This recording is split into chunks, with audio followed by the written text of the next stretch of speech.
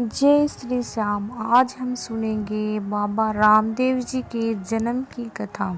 पौराणिक कथाओं के अनुसार राजा अजमल श्री कृष्ण के परम भक्त थे, लेकिन वे निसंतान थे, जिससे वे बहुत दुखी रहते थे। रामदेव जी के पिता राजा अजमल, जो द्वारिकाधीश के बहुत बड़े भक्त थे, हमेशा अपने राज्य के सुख शांति की कामना के लिए द्वारिका जाया करते थे।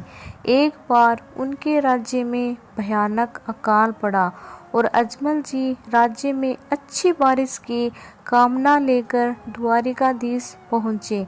ऐसा माना जाता है कि भगवान द्वारिकाधीश की कृपा से उनके राज्य में बहुत अच्छी बारिश हुई।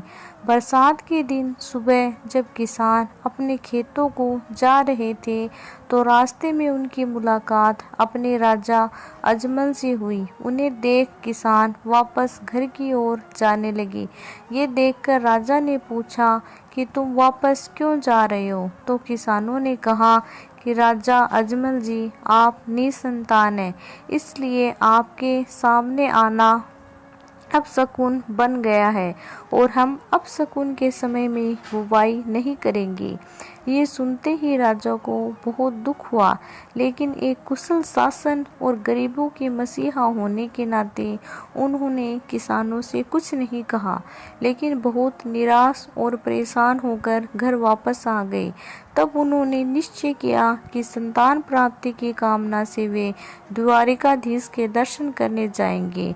इसी इरादे से वे द्वारिका पहुँचे। भगवान द्वारिकाधीश के प्रसाद के रूप में लड्डू लेकर मंदिर में पहुंचने के बाद राजा अजमल ने बहुत दुखी और भारी मन से अपनी सारी पीड़ा भगवान द्वारिकाधीश की मूर्ति के सामने रखी।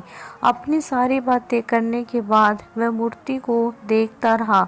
उसे लगा कि भगवान की मूर्ति उसे मुस्कुराते हुए देख रही है। ये देखकर अजमल जी क्रोधित हो गए और द्वारिकाधीश के लिए लाए प्रसाद के रूप में लड्डू फेंक दिए, जो द्वारिकाधीश की मूर्ति के सर पर लगा। इन सभी वाक्यों को देखकर मंदिर के पुजारी को लगा कि राजा पागल हो गया है। पुजारी ने कहा, राजा अजमल जी, भगवान यहाँ नहीं हैं, भगवान समुद्र में सो रहे हैं। अगर आप उनसे मिलना चाहते हो तो समुद्र में जाइए और उनसे मिलिए। राजा बहुत दुखी होकर समुद्र के किनारे गए और समुद्र में कूद गया। राजा अजमल को भगवान द्वारिकाधीश समुद्र में प्रकट हुए। श्री कृष्ण ने स्वयं बलराम जी को उनके घर पर उपस्थित होने का वरदान दिया और कहा कि वे स्वयं पुत्र के रूप में राजा अजमल के घर भादवे की दूज के दिन आएंगे। राजा अजमल ने देखा कि प्रभु के सर पर पट्टी बंधी हुई थी। राजा अजमल जी ने भगवान से पूछा कि आपको ये चोट कैसे लगी? भगवान ने कहा कि मेरे एक प्रिय भक्त ने मुझे लड्डू से मारा। ये सुनकर राजा बहुत शर्मिंदा हुए।